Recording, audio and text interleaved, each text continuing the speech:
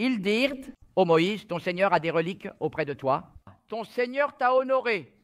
Tu implores ton Seigneur, use de sa faveur, interviens pour nous. Interviens, tu es le prophète d'Allah.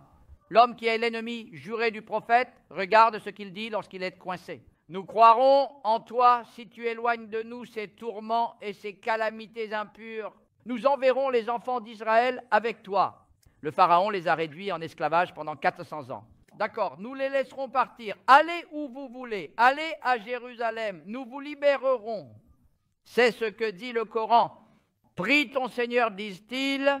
Bah alors, tu te proclamais Dieu. En tant que Pharaon, tu ne croyais pas en d'autres dieux. Et voilà que tu dis à Moïse, prie ton Seigneur. T'as vu comment il comprend les choses lorsqu'il est coincé?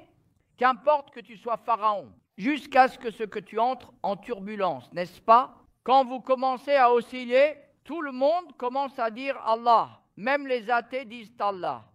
Je croyais que tu étais athée. Comment peux-tu être athée? Tu dis Allah.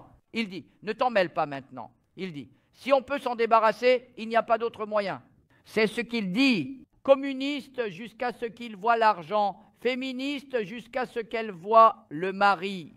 L'athéisme, c'est jusqu'à ce qu'il y ait des turbulences. Quand ça secoue, tout le monde dit Allah. Notre maître Kaferi Sadiq a raconté à un tel athée. Le nom de l'athée à cette époque était Déri. Nous sommes devenus comme ça en passant de l'un à l'autre comme la théorie de l'évolution. Il dit que nous sommes devenus comme ça par nous-mêmes. Mentalité de Déri. Ils l'ont amené à Kaferi Sadiq. Il lui a posé des questions. Radiallahu ta'ala. Monsieur, dit-il, vous êtes sur un bateau en mer. En quoi avez-vous confiance? Vous faites confiance au bateau. Il dit que le bateau s'est brisé. Que s'est-il passé? Vous êtes resté sur une planche.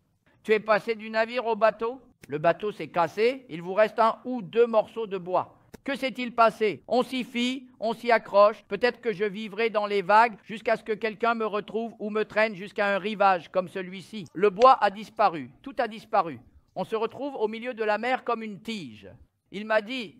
As-tu l'espoir de vivre? Il a répondu oui. Quand il a dit que c'était grâce à sa confiance au Créateur, Déri a cru et a attesté la foi. Parce qu'il a regardé quand toutes les raisons ont été épuisées, quand tous les moyens ont été épuisés. Au moment où vous dites qu'aucun remède ne peut plus m'atteindre, si vous pouvez encore penser qu'il existe une puissance qui peut me maintenir en vie, cette pensée prouve l'existence d'Allah. C'est parce qu'Allah existe que vous continuez à dire que vous pouvez vivre sans raison. Comme l'idée, tant qu'il respire, nous gardons espoir. Personne n'abandonne vraiment l'espoir. Il y a de l'espoir pour la vie. Parce qu'il y a un créateur. Vous comprenez? Que peut-il faire sans raison? Il peut faire en sorte que ça marche. D'où vient ce sentiment? Il vient de votre perception du créateur, de votre foi, de votre conscience. Même si vous ne le reconnaissez pas, cette découverte, ce sentiment, cette sensation en vous en est la cause. Lorsque vous êtes matérialiste, lorsque vous dépendez de la matière, vous attribuez tout à une cause. Mais lorsque toutes les raisons ont disparu, vous avez encore l'espoir de vivre. Qu'affaire à poser cette question? L'homme répond par l'affirmative.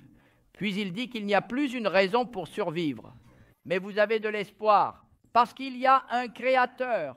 Lui, il peut te faire vivre sans raison. Il s'agit de Méola.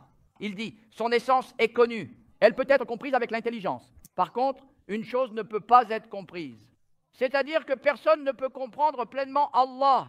Il y a la vision, mais il y a la vision dans l'au-delà. Nous parlons de cela maintenant, c'est la leçon. Mais la réalisation est différente.